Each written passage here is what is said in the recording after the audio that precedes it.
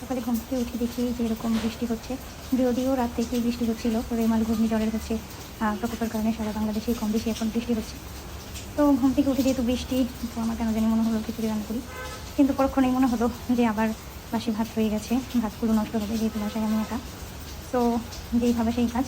ছোটোবেলায় দাদিকে দেখতাম এইভাবে বাসি ভাত থাকলে বা পান্তা ভাত থাকলে সেই ভাত দিয়ে কীভাবে খিচুড়ি রান্না করতো, টক খিচুড়ি। তো আমি আজকে সেটাই করবো। এই যে এখানে হচ্ছে আমি ভাত, কাঁচামরিচ, পেঁয়াজ, তারপর রসুন কুচি, তারপরে হচ্ছে নিয়ে নিয়েছি সব কিছু। এখন ডালও নিয়ে নিয়েছি, মশারির ডাল। তো ভাতগুলো ভালো করে ধুয়ে আমি যে পাত্রে রান্না করবো সেই পাত্রে দিয়ে দিচ্ছি। তারপর ডালগুলো ধুয়ে রেখেছিলাম সেগুলো দিয়ে দিলাম, মশারির ডাল। এগুলো ভালো করে সবগুলো দিয়ে দিলাম। দিয়ে দেওয়ার পরে এখানে কাঁচামরিচ, পেঁয়াজ, কিছুটা রসুন কুচি আমি দিয়ে দিলাম। তো এগুলো আমি আগেই কুচিয়ে রেখেছিলাম। তারপরে হচ্ছে এখানে এখন কিছুটা আমি হচ্ছে মশলা দিয়ে দিব। প্রথমে আমি হচ্ছে এখানে ধনিয়া গুঁড়া দিলাম, মানে নর্মাল খিচুড়ি রান্না করতে যেসব মশলা লাগে ঠিক সেই সব মশলা এখানে দিয়ে দিব। তারপরে আমি হলুদ গুঁড়াটা দিয়ে দিলাম। তারপরে পরিমাণ মতো দিয়ে দিব হচ্ছে মরিচ গুঁড়া। একটু টক যেহেতু হবে খিচুড়িটা, তো একটু ঝাল ঝাল হলেই ভালো লাগে আমার কাছে। আমার দাদি যেভাবে রান্না করতো আমি ঠিক সেইভাবেই রান্না করতেছি। আর এখানে কিছুটা লবণ দিয়ে দিলাম পরিমাণ মতো। তো লবণ দেওয়ার পরে এখানে আমি হালকা জিরা গুঁড়ো ইউজ করব। এখানে আপনারা চাইলে আদা বাটা, রসুন বাটা দিতে পারেন, আমি নর্মালি দিলাম না। তারপরে অল্প একটু তেল দিয়ে এটাকে ভালো করে হাতের সাহায্যে এভাবে ঠিক চটকে চটকে মেখে নিতে হবে। এটাকে যত ভালোভাবে মাখিয়ে নেবেন এটা তত আসলে মজা হবে। তো এভাবে সব কটা মাখিয়ে নেওয়ার পরে তারপরে হচ্ছে পরিমাণ মতো পানি দিয়ে দিতে হবে।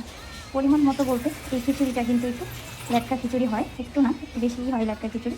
তো আমি সেই পরিমাণ পানি এখানে দিয়ে দিচ্ছি। তারপর ঢাকনা দিয়ে ঢেকে কিছুক্ষণ জাল দিয়ে নিব। জাল দেওয়ার পরে যে দেখতে পাচ্ছেন অলরেডি ফুটে গেছে। তারপরে এটাকে এইভাবে কিছুক্ষণ নেড়ে দিয়ে তারপরে আবার রান্না করব। তারপরে এভাবে রান্না করতে একটা টাইম পর দেখেন অলরেডি ডাল গলে গেছে, খিচুড়িটা অলরেডি হওয়ার পথে। তো এখনও আরও 10-15 মিনিট আর কি জাল দিতে হবে। আর এই জন্য আমি যে আম একটা ছিলিয়ে রেখেছিলাম, যেহেতু এখন কাঁচা আমের সিজন, সেই জন্য আস্তটাই দিয়ে দিলাম। এই যে দেখতে পাচ্ছেন এখন কিন্তু তাই খিচুড়িটা হয়ে গেছে। এখন এটাকে নামিয়ে নিয়ে আলাদা আরেকটা পাত্রে সম্বার দিয়ে দিতে হবে। এই খিচুড়ির আসলে মেন টেস্টটাই হচ্ছে সম্বার। আপনি যদি সম্বার বা বাগার যেটাই বলে না কেন, এটা যদি না দেন তাহলে কিন্তু আপনার এই খিচুড়িটা ভালো লাগবে না। আমি কিছুটা পরিমাণ লবণ চেখে নিয়ে লবণটাও দিয়ে দিলাম। তো এই যে খিচুড়িটা হয়ে গেছে, আমি নামিয়ে নেব। নামিয়ে নিয়ে এখন হচ্ছে আলাদা একটা কড়াইয়ে অল্প পরিমাণ, যেহেতু আগেও আমি খিচুড়িতে তেল দিয়েছি এই জন্য অল্প পরিমাণ তেল নিলাম।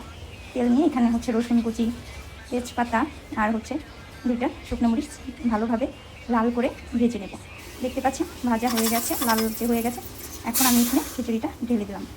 দেখুন যে স্মেলটা এসেছে, আসলে আপনাদেরকে কী বলে বোঝাবো। এখন এই খিচুড়িটা হালকা গরম গরম খেলে এই বৃষ্টির দিনে জাস্ট অনেক ভালো লাগবে আশা করছি। আপনারা কিন্তু বাসি ভাত ফেলে না দিয়ে এভাবে বাসায় ট্রাই করবেন, একটা মজাদার খিচুড়ি হয়ে যাবে। ধন্যবাদ, শেয়ার করে দিবেন, ভালো লাগলে ভালো থাকবেন।